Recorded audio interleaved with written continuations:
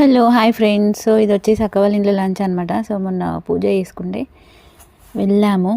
So veg ఎప్పుడు non veg పెడుతూ ఉంటా కదా, ఈసారి వెజిటేరియన్. ఏంటి స్పెషల్ పాలకూర పప్పు, అలా ఇది వచ్చేసి